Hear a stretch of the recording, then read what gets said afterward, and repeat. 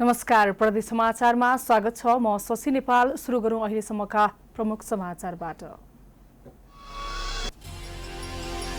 आज विभिन्न जिल्लामा इस्लाम धर्मका प्रवर्तक पैगम्बर हजरत मोहम्मदको जन्म जयन्ती मनाइयो। 2 नम्बर प्रदेशमा सार्वजनिक बिदा।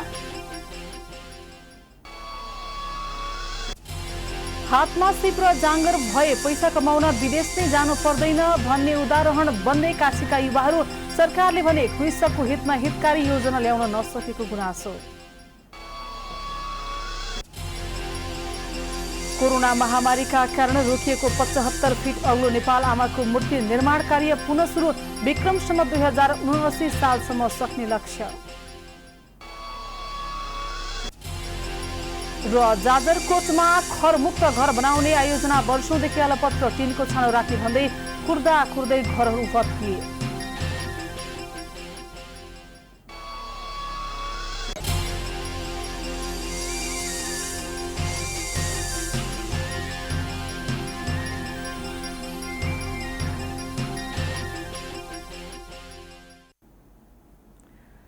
आजको प्रदेश समाचार सुरु गरौँ। विभिन्न जिल्लामा इस्लाम धर्मका प्रवर्तक पैगम्बर हजरत मोहम्मदको जन्म जयन्ती मनाएको समाचारबाट।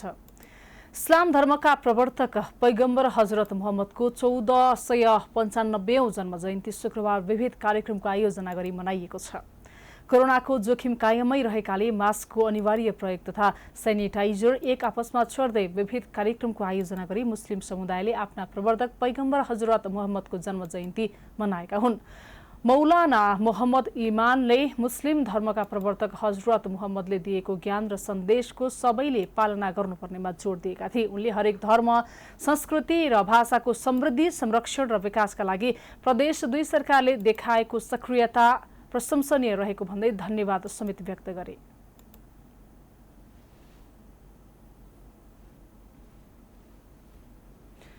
मोहम्मद डे मनाउन प्रदेश 2 सरकारले शुक्रबार प्रदेशभरि सार्वजनिक बिदा नै दिएको थियो।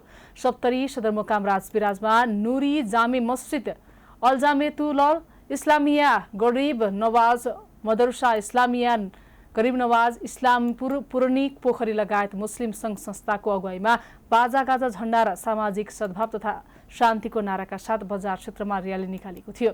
इस्लामिक पात्रो अनुसार हिजरी सम्मतको रब्बी अव्वल महिनामा बेबी अमिनाको कोखबाट पैगम्बर हजरत मोहम्मदको जन्म भएको थियो। सोही दिन उनको सम्झनामा प्रत्येक वर्ष मुस्लिम समुदायले विविध कार्यक्रमको आयोजना गरी मोहम्मद डे मनाउने गरेका छन्। उता कपिलवस्तुमा पनि पैगम्बरको जन्मदिन मनाइएको छ। मोहम्मद डेका अवसरमा कपिलवस्तुको तौलिहामा धुमधामका साथ आफ्नो घरमा विभिन्न कार्यक्रम गरी मनाइएको हो। कोरोना भाइरस संक्रमणको जोखिमका कारण घर घरमै जन्मदिन मनाइएको हो। घर घरमा दीप प्रज्वलन गरेर धर्मगुरुको जन्मदिन मनाइएको छ।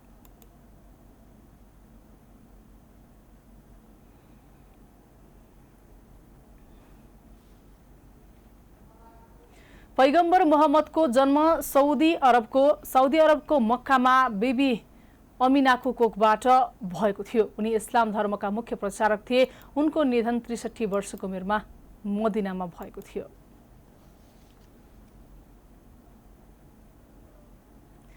अब गण्डकी प्रदेशको कास्कीमा युवाहरू कृषि उद्यमतर्फ आकर्षित भएको सम्बन्धी समाचार।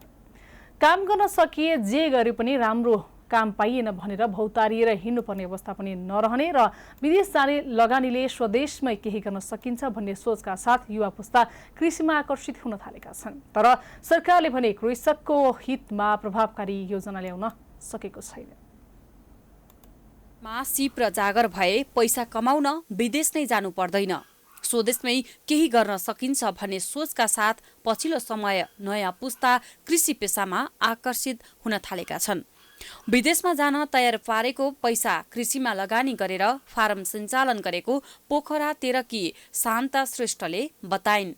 उनले भाडाको जमिनमा धान, फूल, मौसम अनुसारका तरकारीहरूको खेती गरेको र आम्दानी पनि राम्रो हुने गरेको बताए। उनले 16 लाखको लगानीमा बन्दीपुर कृषि फारम सञ्चालनमा ल्याएको बताउँदै गर्न सके कृषिमा राम्रो भविष्य भएको र कामकै लागि विदेश जानु नपर्ने बताइन्। यो सिग्देल मार्गमा जग्गा निजी भाडामा लिएर मैले मेरो श्रीमान विदेश जाने लगानी चाहिँ विदेश जाने भनेर आफ्नै नेपालमा गरौँ रोजगारै विदेश गरेर पनि के गर्ने भने नेपालमै रोजगार गरौँ भनेर मैले यो कृषि फर्ममा मैले 15-16 लाख रुपियाँ लगानी गरेर म यहाँ कृषि योग्य देशमा कृषिकै अब यस्तो उत्पादक गरौँ भनेर मैले यहाँ लगानी गरेको छु। सञ्जीवनी कृषि तथा पशुपक्षी फार्मका सञ्चालक विश्वप्रकाश सिग्देल कृषि पेसाबाटै सिग्देलले मौसम अनुसारका तरकारीको उत्पादन तथा बिक्री वितरण गर्ने गरेको बताउँदै कृषि पेसा सरकारको प्राथमिकतामा नपर्नु दुःखद भएको बताए। यो तरकारी त लाउने भने मैले करिब 2 रुपियाँ जग्गामा पनि तरकारी उत्पादन गरेर ल्याएको छु। म आफू प्रयोग गरेर रहेको छ, मैले बजार पठाउने हो। मैले अहिले मल नपाएर कृषिमा त्यो डिएपी मल युरिया मल नपाएर तरकारी पनि भएको छैन, धान पनि भएन, धान पनि फलेन, गयो लाइन बस्यो, अन्तिम बेलामा मल छैन। 5 पटक 10 किलो मल ल्याउन म 5 दिन लाइनमा बसेँ। यस्तो अवस्था छ। विदेशमा जानुभन्दा स्वदेशमै केही गरौँ भनी पोखरामा जेठो बुढो धानको व्यावसायिक खेती गर्दै आएका तीर्थराज सापकोटाले सरकारले समयमा मल उपलब्ध गराउन नसक्दा आफूले लाखौंको क्षति बेहोर्नु पर्ने अवस्था आएको बताए। अब हामीले खेतीपाती गरिरहेका छौँ, तर बेला मल पाइएन। नपाइएको कारण अब हाम्रा सरकारी पदहरूमा बस्ने मन्त्रीहरू, कृषि मन्त्रीहरूले नि उपलब्ध हुँदैन। त्यस्तै कुरा गर्नुहुन्छ, भगवानहरूलाई पुकार्नुहुन्छ। त्यो भएर हामी त जीविका निर्वाह गर्न कृषि पेसामै तल्लिन छौँ। आजसम्म 10-12 वर्षसम्म भयो। हामी कसरी चल्ने, के गर्ने, हामीलाई नै हेर्न पर्ने स्थिति छ। खेतीयोग्य जमिन बाँझै राखेर वैदेशिक रोजगारीका लागि विदेशी नै युवा पुस्तालाई कृषिमा आकर्षित गर्न सके कृषि क्षेत्रबाट देशलाई समृद्ध बनाउन सकिन्छ। कास्कीबाट अनिता घिमिरेको रिपोर्ट। प्रदेश समाचारमा पालो भएको छ विश्रामको।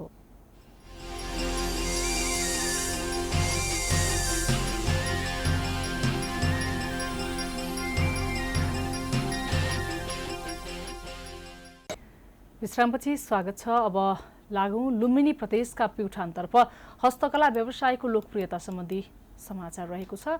सिप सिकेर उद्यममा लागेका प्युठानका एक व्यवसायीले हस्तकलाका सामग्रीबाट मनग्गे आमदानी गर्दै आएका छन्। कोरोनाको संक्रमणले विभिन्न व्यवसाय तथा पेसालाई प्रभाव पारे पनि गुमान सिंह गर्थीको हस्तकला व्यवसायलाई खासै प्रभाव पार्न सकेको छैन। गर्थीले निर्माण गरेका सामग्री लिनका लागि विभिन्न ठाउँबाट मानिसहरू आउने गर्दछन्। पालिका 4 जुम्रीका गुमान सिंह घरती मगरले हस्तकलाको व्यवसाय गर्न थालेको 15 वर्ष भयो। 2062 सालमा घरेलु तथा साना उद्योग विकास समिति मार्फत तालिम लिएर सुरु गरेको व्यवसाय पछिल्लो समय राम्रो आमदानीको स्रोत बनेको छ। जिल्लामै केही गर्नुपर्छ भने स्थानीय स्तरमा पाइने बाँसबाट विभिन्न हस्तकलाका सामग्री बनाउन सुरु गरेको व्यवसायले अहिले भने राम्रो आमदानी दिन थालेको छ। 10,000 बाट सुरु भएको व्यवसाय अहिले 10 लाख रुपैयाँ बराबरको भएको छ।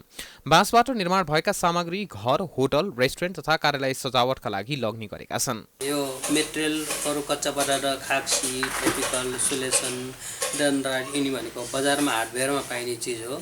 62 सालदेखि यो तालिम लिएर जब 62 सालदेखि हामी सबै परिवार 3 जना परिवार ठुलो पनि छन्, 3 जना परिवार यसैमा आत्मनिर्भर भएर हामी 3 जना परिवारले लागि परेका छौँ।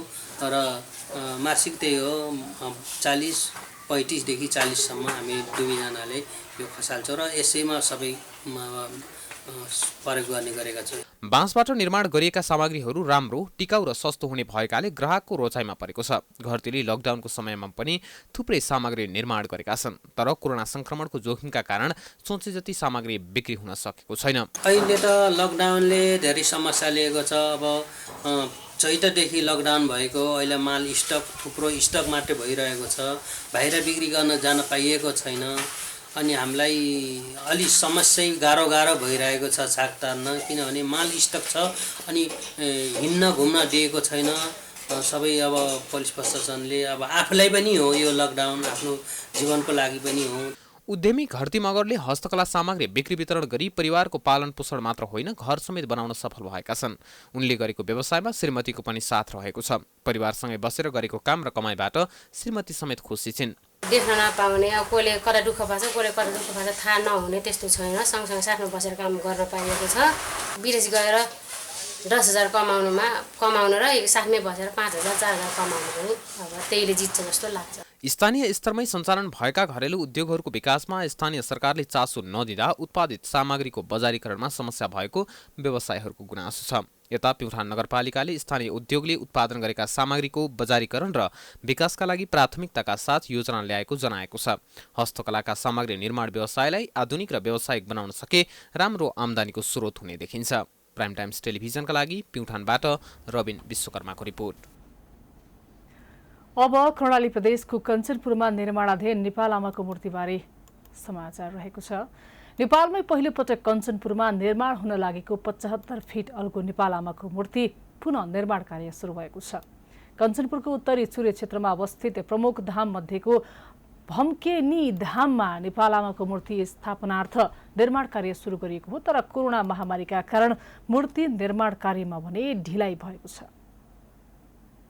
कञ्चनपुरमा निर्माण हुन लागेको 75 फिट अग्लो नेपाल आमाको मूर्ति निर्माण कार्यमा ढिलाइ भएको छ। 2075 सालबाट निर्माण कार्य सुरु गरी 3.5 वर्षमा काम सम्पन्न गर्ने गरी कामको ठेक्का लिएको भ्याली कन्स्ट्रक्सन ललितपुरले हालसम्म 15% निर्माण कार्य मात्र सम्पन्न गरेको छ। केही प्राविधिक समस्या र कोरोना महामारीका कारण निर्माण कार्यमा ढिलाइ भएको भन्दै अहिलेसम्म 50% काम सकिने, तर कोरोना महामारीका कारण भारतीय कारिगर कामदार आउन नसक्दा समस्या भएकाले मूर्ति निर्माणको सम्पूर्ण काम सक्न तोकिएको समयभन्दा कम्तीमा पनि 5-6 महिना बढी लाग्ने ठेकेदार मनोहर महर्जनले बताएका छन्। कोरोना नभए भए त यो पनि अलि जान्थ्यो होला। अब कोरोना गर्दा काम चाहिँ अलि डिस्टर्ब भएको छ। लगभग हामी 3-4 महिना घरमै बस्यो। कोरोना गर्दा अलिकति मुस्किल होला कि अलिकति यही 6-7 महिना या वर्ष 1 सालको माथि जान्छ होला। कञ्चनपुरको भीमदत्त नगरपालिका 8 मा अवस्थित भम्केनी धाममा नेपाल आमाको मूर्ति निर्माण कार्यको सुरुवात जगतगुरु मोहन शरण देवाचार्यले गरेका थिए। हालसम्म मन्दिरको जग निर्माण गर्ने र नेपाल आमाको मूर्तिको आसनका लागि आवश्यक पर्ने कमलको फूल मात्रै निर्माण गरिएको छ।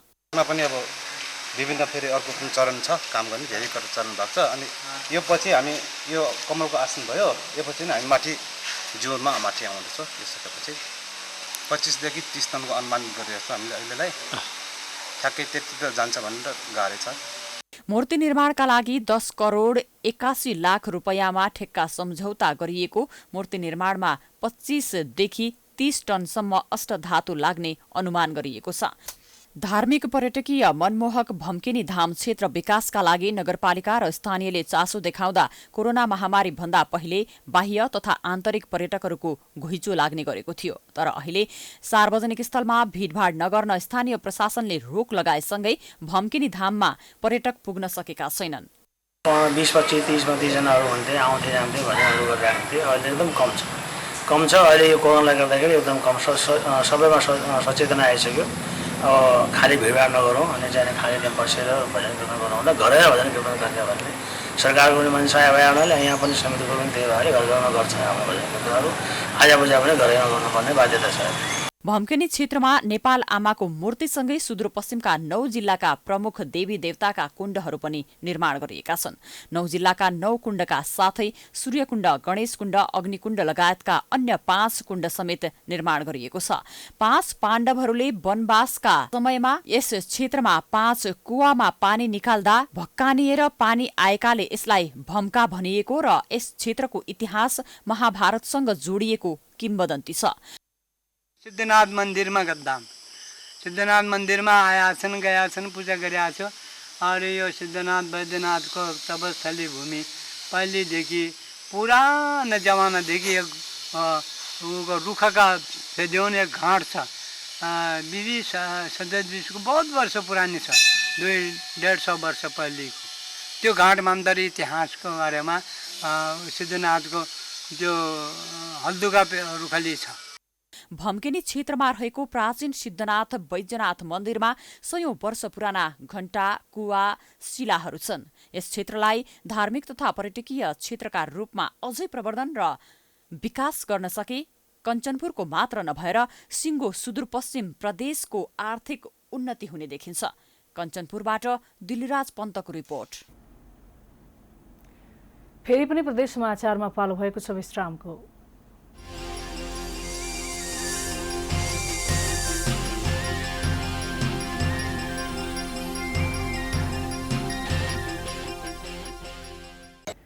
विश्रामपछि पुनः स्वागत छ। अब सुदूरपश्चिम प्रदेशको जाजरकोटका विपन्न बस्तीहरूको समस्या सम्बन्धी समाचार रहेको छ। जाजरकोटको बारीकोट गाउँपालिका 6 ताँसी र धुमाकाका दलित घर विपन्न बस्तीहरू घरहरू खर मुक्त बनाउने भनेर आयोजना ल्यायो। तर संघीय सरकारको सुरक्षित नागरिक आवास कार्यक्रम मार्फत 69 लाख अनुदान खेर गएको छ। बारीकोटका स्थानीयले टिनको छानो बनाउने आशमा घरहरू बनाएका र राखेका घरहरू भत्कन थालेका छन्। नागरिक आवास कार्यक्रम मार्फत आएको आयोजना कार्यान्वयन नभई अलपत्र परेको छ। यता आयोजनाको 69 लाख खेर गएको छ भने ताँसी र धुमाका स्थानीयका घरले छाएका घरहरू भत्किन थालेका छन्। दलित तथा विपन्न बस्तीहरूको टिन छाउने सपना अधुरै रहने भएको छ। थियौँ आशैले मर्या थियौँ अनि त्यति अघि भुन्नुभयो। भुनिकन पनि अब त आउला अनि टिन भुन्ने बेला अनि क्या गरौँ विफलता भयो अनि कस्तो गरौँ क्या गरौँ अनि घरभरि जान लाग्यो अनि त्यही भएर पदारीमा अनि खोयो पनि हालिया नै अनि घर अब माथि टुप्पो गया छेला जान आउँथ्यो क्या गरौँ यस्तै नाउ छाती छ भोको पेट छ क्या गरौँ। टिनको छानो पर्खेर बसेका ताँसी र धुमानौल पैना बासीका घरहरू भत्किन थालेका छन्। गाउँपालिका तथा ओडाले तत्काल टिन आउने भने पनि स्थानीयले खर काट्न जंगल धाउनु परेको छ। खर गाडिनु टिन दिनेछ भने एउटा हाँस पऱ्यो एउटा नागो भगवान त खर गाड्ने ड्याम पनि लागेन टिन पनि नमिल्ने भयो। लेखझेक गरिकन घरहरू नाभी लिएर त्यो पनि भएन अनि हामी नाग भगवानको केही लाग्ने रहन्छ। अब उतै गाड्ने भयो उतै गाड्ने भयो। हाम्रो घर खर काटिनु र घर यही भइगया। अब ओदिने काम भयो के गर्ने। खरका छन् भएकालाई भत्किएर घर बनाउँदै भनेर भत्किएका छन्। के दिँदैन जनताहरूलाई भन्नुपर्ने। जनताहरूलाई दिन्छु भनिसकेपछि अवरोधमा खै त अहिलेसम्म टिन नपाएको हुँदा तर किन कसरी हो त त्यो टिन आउँछन् भनेर त्यो ठेकेदार कुन ठाउँमा लापरवाही गरेको कि गाउँपालिका लापरवाही गरेको कि तिनीहरूलाई अपुर्दोमा परेका छन्। गाउँपालिका र चाहिँ सिनियर सरकारले पनि जसरी पनि लागेर छिट्टै टिन पुर्याउने काम गर्ने। वर्षभरि नचुहिने गरी खरले घरभरि छ्याप्ने तासीबासीहरू अहिले भने टिनको छानो लाउने आशामा थिए। तर आयोजना अलपत्र परेपछि उनीहरूको आशा निराशामा परिणत भएको छ। 2076 साल पौष महिनामा संघीय सरकारको सुरक्षित नागरिक आवास कार्यक्रम मार्फत 69 लाखले बारीकोट 6 मा रहेका तासी र धुमाका दलित तथा विपन्न बस्तीहरूका 80 घरमाथि टिन छाउने सम्झौता भएको थियो। तर त्यो सम्झौता भने पूरा हुन सकेन। जाजरकोटबाट लोकेन्द्र विश्वकर्माको रिपोर्ट। यो सँगै हामी प्रदेश समाचारको अन्त्यमा आइपुगेका छौं। जाँदा जाँदै प्रमुख समाचार पुनः एकपटक। आज विभिन्न जिल्लामा इस्लाम धर्मका प्रवर्तक पैगम्बर हजरत मोहम्मदको जन्म जयन्ती मनाइयो। 2 नम्बर प्रदेशमा सार्वजनिक विदा।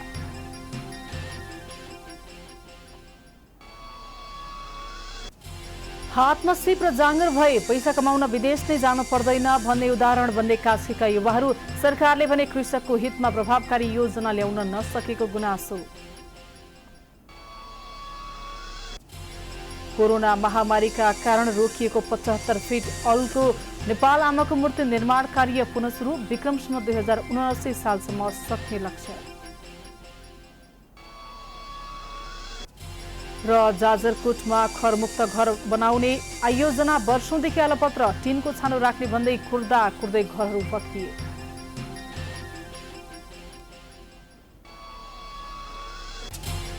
प्रदेश समाचार अहिलेलाई सकियो। प्राइम टाइम्स टेलिभिजन हेर्दै गर्नुहोला।